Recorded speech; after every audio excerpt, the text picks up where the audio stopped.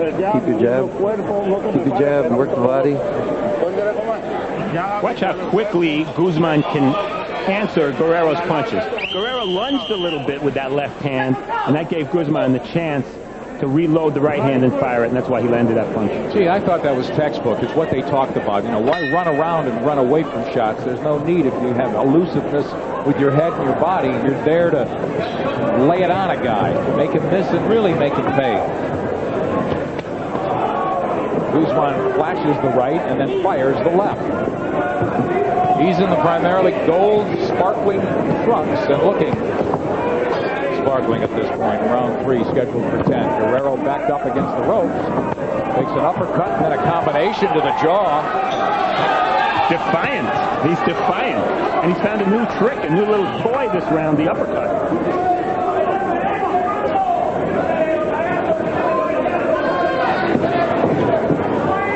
Armando Guerrero in black fires a lead right hand.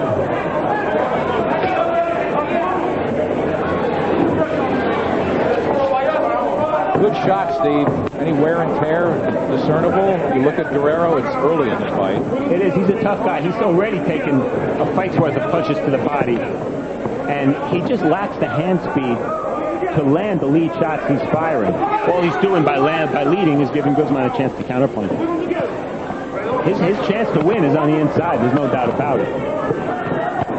But he can't get reckless and get into a firefight because, again, Guzman appears to be the stronger guy. So what do you do when you're inside? Well, that's it. There are really no answers right now for Guerrero, except maybe to just try to outlast Guzman.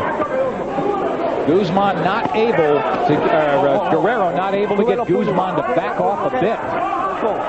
Not catching him with uppercuts or body shots enough to discourage him. And that's been the tempo and texture of this fight.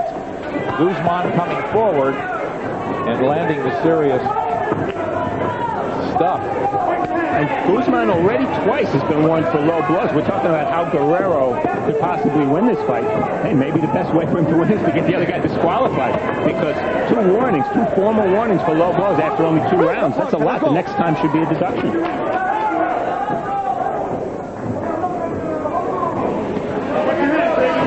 Oh, Guzman picking at Guerrero's face. Guerrero crashes that left hook to the body that's partially locked. Guzman stands and digs as they trade right crosses. There's the uppercut. Guerrero have an answer. At least at this range, Guerrero is going to land some shots. From the outside, I don't think he has much of a chance at all. How do you like Guzman's in close defense? Pretty good. Let's go. I do too.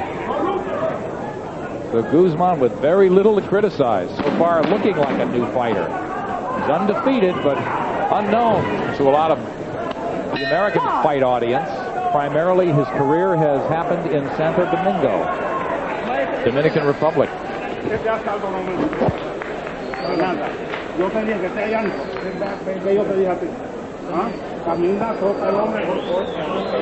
How do you feel?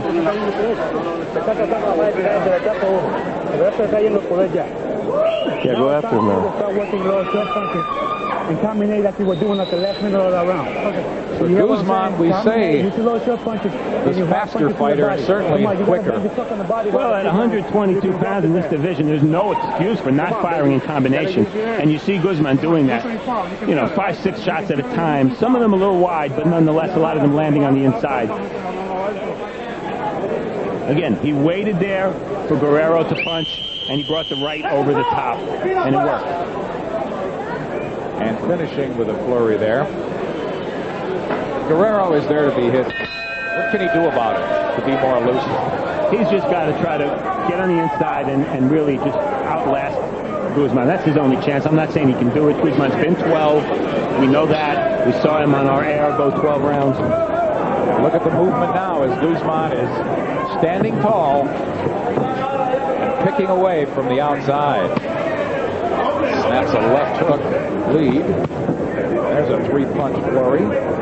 No head movement from Guerrero. When Guzman's on the outside like this, all Guerrero can do defensively is raise his gloves. Guerrero not able to make the play. Get off first, or at least jab when Guzman jabs. And the reason raising your gloves is really not the best defense. You can't counterpunch from that position. If he slid his head to the side, he'd be balanced enough to counterpunch. But when you're covering your head with both gloves, that gives Guzman free rein to punch and not have to worry about getting hit back. Makes sense. As Guzman is having his way, spins out of trouble, now moves to his right. As it's Guerrero and Black trying to run his man down and coming up with nothing but air there. Guzman in the goal, pitching a shutout, according to most, unofficially here. Sunset Station Pavilion in San Antonio, Texas. Guzman seems to be alternating outside one round, inside the next round, outside the next round. And I think the biggest problem for him at this point might be boredom, because he knows he can hit this guy with a lot. His hands are dropping, Guzman. And he's got to remain focused. That's really his biggest challenge right now, I think. And also maybe not to get reckless, because if you can get it done from outside, there's no need to take a chance. But he does want to win dynamically.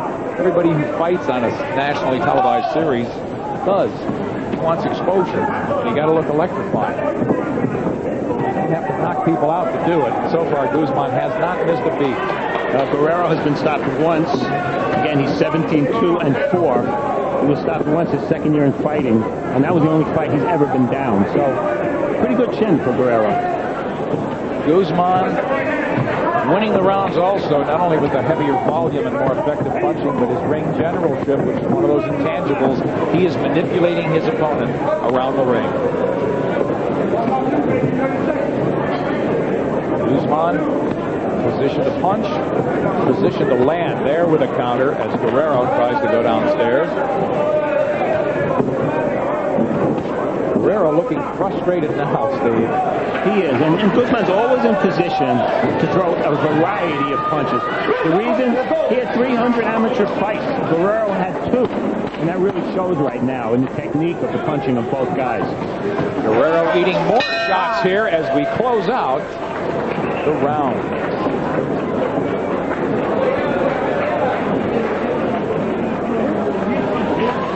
We hope you're enjoying this installment of Showbox The New Generation. And I want to remind you that new editions debut every other weekend. But if you should miss one, not to worry, because the shows are re-aired the following night on Showtime Extreme at 8 p.m. Eastern and Pacific, and the following Saturday night at 8 o'clock on Showtime 2. 3 chances then to see Showbox The New Generation. Boxing the way it used to be.